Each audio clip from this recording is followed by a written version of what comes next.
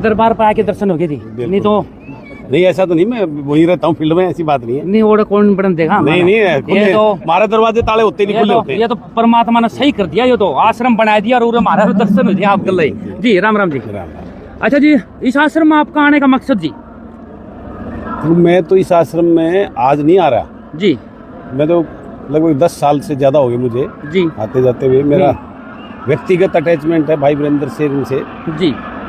गुरुजी से तो मेरा मिलना नहीं हुआ है, टेलीफोन पर जी उनके वीडियो पे उनसे जो है ना आशीर्वाद मिला है जी। फिर मेरा तो व्यक्तिगत जो है ना जुड़ाव इस आश्रम से पहले से है जी। तो जी आप कितने साल से हो रहा हो जी? मैं बताया ना लगभग 10 साल से मेरा आना था। 10 साल से। तो आपका परिचय दिया मुझे एक बार। मेरा परिचय तो क्या है, परिचय तो उस भगवान का जिसने हमें बनाया। मैं बलराज कुंडू जी, छोटा सा इस प्रदेश का इस रोहतक का प्राणी हूँ, यही मेरा परिचय है जी जी जी। पूरी दुनिया जाना है जी आपने, तो बहुत अच्छे काम करे हैं किसानों के लिए भी और भी गरीब परिवारों के लिए सब कराने वाला परमात्मा है। हाँ जी। तो यहाँ पर आने से पहले आपकी सोच कैसी थी जी, भी जावा नहीं जावा? नहीं, मैं तो शुरू से ही दिल खोल के आता हूँ। दिल खोल के आओ? हाँ बिल्कुल। मेरा मैं उस टाइप का जो है ना व्यक्तित्व ही नहीं हूँ कि मैं कोई काम दब के नहीं करता जी। और जहाँ मेरा मन और आत्मा नहीं मानती वो काम तो मैं बिल्कुल ही नहीं करता जी। ये तो मेरा, इस बात से भी मेरे ख्याल लोग भली भांति परिचित हैं। मैं जो भी करता हूँ खुले दिमाग से करता हूँ और बगैर संकोच के करता हूँ जी। जहाँ मेरा मन मानता है मैं जो करता है वो काम करता हूँ जी। तो जी पूरे देश में अब तो आपने देखा हुआ 2 महीने हो गए किसानों की कोई मदद ही नहीं कर रहा था। पानी था, 9 फुट पानी था, 10 फुट था, 8 फुट था, 7 फुट था। तो संत रामपाल महाराज आए और सारा पानी पाइपों से उठा दिया। इसके बारे में आप क्या कहना चाहते हैं? मैं तो आज विशेष मेरा आने का मकसद ही यही था कि मैं यहाँ महाराज जी की कमेटी का और भाई वीरेंद्र का, दोनों भाइयों का उनका धन्यवाद और आभार करने आया था जी। कि यार मेरे तो नए हल्के के अनेकों गांव में जो ऐसा काम किया जिसमें गेहूं की छोटो शायद अगली फसल की भी उम्मीद नहीं थी, ऐसा पानी कटा जी। और आज वो लोग एक नई, उनकी आंखों में एक चमक है कि उनकी गेहूं की फसल बो जाएगी जी। ये सब बाबा जी की कृपा, उनकी मेहरबानी से ये चीजें संभव हो पाई हैं जी।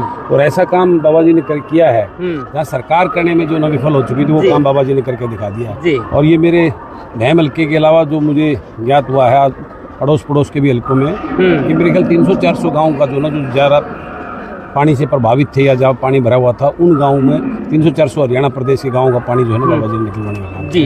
मैं तो कोटि कोटि प्रणाम करता हूँ। धन्य है ये धरती हरियाणा प्रदेश की जहाँ ऐसे महापुरुष ने जन्म लेकर जी इस लोगों के जीव के कल्याण के लिए इतना बड़ा कदम उठाया जी। बार बार आप मतलब बाबा जी कह रहे हो, इस बाबा जी का नाम तो अभी तक बताया नहीं आपने जी, मैं भी सीख लूँ। रामपाल महाराज जी, ये तो सब संत रामपाल महाराज जी वो एक अपने आप में जो है ना एक भगवान स्वरूप जो है, मैं उनको मानता हूँ कि वो भगवान का स्वरूप है। उनका जो है यहाँ इस धरती पर आगमन हुआ है जी संत रामपाल जी के रूप में जी। तो इन्होंने जो उनको बदनाम करने की, रोकने की तरह तरह की जो पहले चली जी, लेकिन उनकी सोच जी जो उनके कट्टर विरोधी थे, तरह तरह की अनाप शनाप बातें करते थे जी। आज वही हरियाणा प्रदेश के लोग जो है ना उनकी किस प्रकार से गुणगान कर रहे हैं जी। और उनको अंदर रोक के इतने साल हो गए, 10 साल से ज्यादा करीब उनको अंदर हो गए, 14 साल से अंदर है। तो इतने साल अंदर होने के बाद भी जी जो उस टाइम पे जो संख्या इतनी थी आज वो इतनी होती जा रही है जी।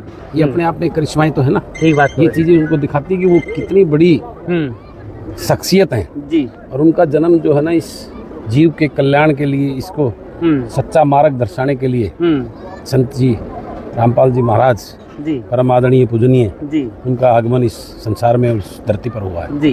और मैं तो कहता हूँ ये हरियाणा प्रदेश के हमारे रोहतक की माटी, ये सोनीपत की मिट्टी जी, ये सौभाग्यशाली है कि उनका जो है ना यहाँ पे हमारी इस मिट्टी पे आगमन हुआ जी। तो मैं तो आपके माध्यम से यही संदेश उन लोगों को उनको देना चाहता हूँ कि जिस प्रकार की गलतफहमियां और भ्रांतियां फैलाकर और परम पूजनीय संत रामपाल जी को बदनाम करके जिस प्रकार से सलाखों के पीछे, लेकिन ये भी सत्य है कि संतों के लिए तो जेल और आश्रम कोई फर्क नहीं होता। ठीक बात करो। उन्होंने तो उस जेल को ही आश्रम बना दिया होगा, वहाँ सब कुछ कल्याण होगा। ठीक बात है। तो ये उनके लिए तो, हम प्राणियों के लिए तो वो जेल कह सकते हैं जी। उनके लिए तो क्योंकि वो विलास और भोग के लिए नहीं आए ना, वो तो जीव कल्याण की सोच के साथ आए हैं। ठीक बात। उसी जेल में रहते हुए इतना बड़ा कल्याण का काम जो किया है, ये पानी निकलवाने का, तो वो जेल थोड़ी ना हुई। जेल तो आम उन अपराधियों के उनके लिए है। उन्होंने तो वहाँ भी से भी कितना बड़ा वो कर दिया। तो ये ये उनके ऊपर, उन लोगों के ऊपर जी जिन्होंने जो खुश हो रहे थे उनको जेल दिलवा दिया, जी, उनके मुंह पर एक अपने आप में बहुत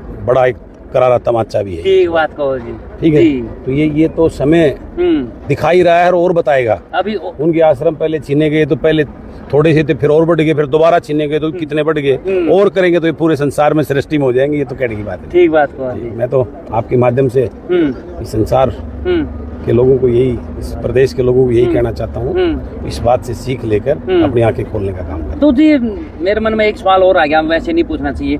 जैसे आपकी जो भावना है जी, आपकी भावना सुनते सुनते मेरा भी आंखों में पानी आ गया। तो कल ना भगवान ऐसा करे कि आपको मुख्यमंत्री बनाया जाए, तो सबसे पहले आप क्या काम करोगे?